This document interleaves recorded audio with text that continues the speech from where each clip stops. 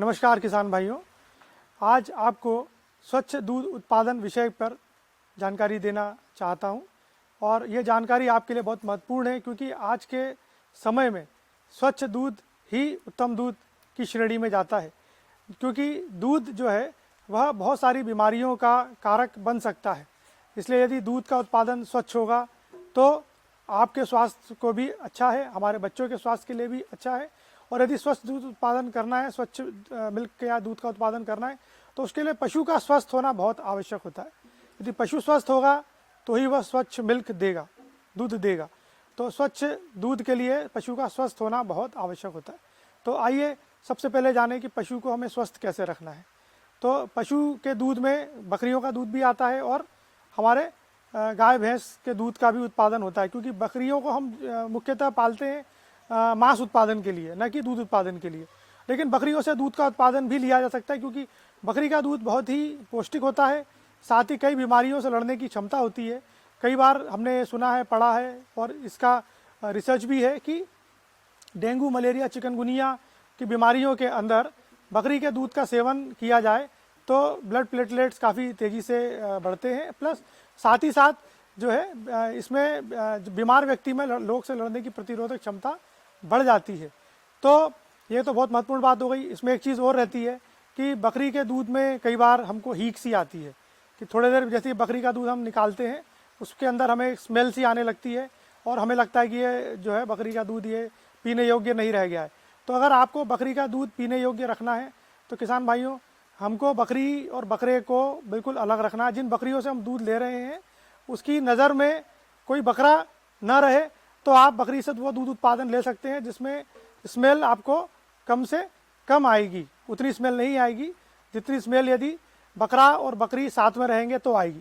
तो अब मैं बात करता हूँ स्वच्छ दूध उत्पादन के लिए पशु का स्वस्थ होना जरूरी है। तो उसमें सबसे सर्वप्रथम आता है टीकाकरण। यदि हमने अपने पशुओं को टीका लगा के रखा है तो गाय भैंसों में बहुत से टीके लगते हैं। उसमें प्रमुखतः से रोगा का टीका लगता है जो आपको अक्टूबर नवंबर के महीने में लगाना है। अभी आने वाला समय जो है रोगा के टीके के लिए ही रहेगा। तो जितने भी अपने पशु हैं अपने घर में, गांव में, प्रदेश में, हम सबको उन्हें हमें टीका लगाना है। और इसके लिए तो बृहद स्केल पे जो है केंद्र के द्वारा कार्यक्रम चलाया जा रहा है जिससे कि हम अपने देश को रोगा मुक्त घोषित कर सकें, रोगा मुक्त बना सकें। क्यों?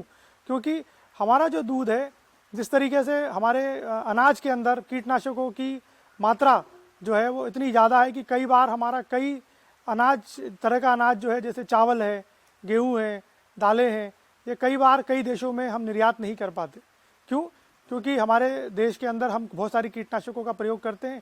यह कीटनाशक हमारे अनाज में आ जाते हैं। अब यही कीटनाशक यदि हमने पौधे पर डाला है, उसी का हम भूसा या चारा हम अपने जानवरों को खिलाते हैं तो यह कीटनाशक हमारे पशु के शरीर में भी प्रवेश कर जाता है और उसके साथ उसके दूध में भी आ जाता है।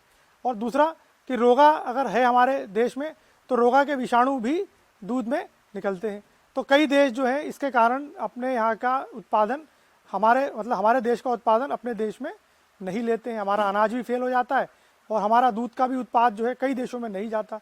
अब एक और प्रमुख बात जो रहती है वो ये है कि जितना भी हम दूध का उत्पादन हमारे देश में करते हैं उसका 55% का जो उत्पादन है उसको हम बाय प्रोडक्ट के रूप में ले लेते हैं।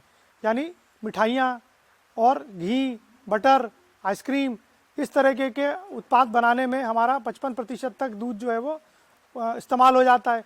मात्र 40-45% दूध बचता है जिसको हम अपने पीने योग्य अपन मान के चलते हैं कि जिसका हम सेवन करते हैं, जो हमारे बच्चे, बुजुर्ग और हम इस्तेमाल करते हैं। तो वो उसका स्वच्छ होना बहुत आवश्यक है। तो एक तो रोगा मुक्त करने से हमारा दूध एक्सपोर्ट हो सकता है, हमारे उत्पाद एक्सपोर्ट हो सकते हैं। दूसरा BQ और HS यानी गलघोंटू और लंगड़िया, ये बड़े बेकार रोग होते हैं। ये जो है बरसात के पूर्व आते हैं, मतलब जब बरसात आती है तब आते हैं। टीकाकरण जो है बरसात के पूर्व लगता है। अप्रैल और मई के माह में हमें इसका टीकाकरण लगाना चाहिए।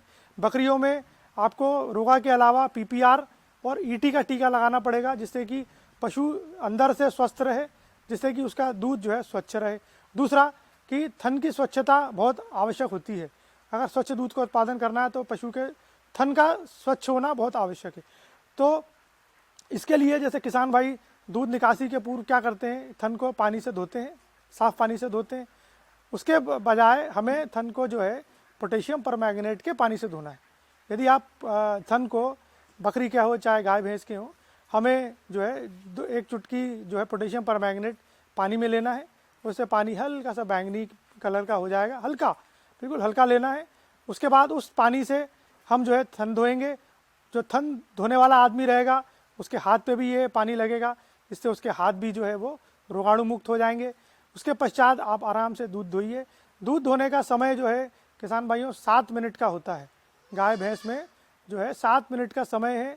और बकरियों को तो हम कहते हैं रेफ्रिजरेटर, यानी कि आप 2 घंटा 2 घंटे का गैप दीजिए, आप सतत जो है दूध उससे 1 मग्गा 2 मग्गा या ना इस तरीके से आप प्राप्ति कर सकते हैं। मतलब 24 घंटे आप जो है दूध उत्पादन ले सकते हैं।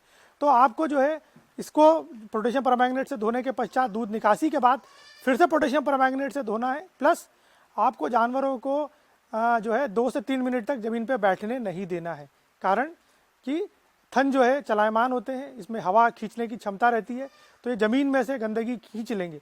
जो दूध तपेले में फट सकता है वो दूध थन में भी फट सकता है और थनैला रोग का कारण बन सकता है।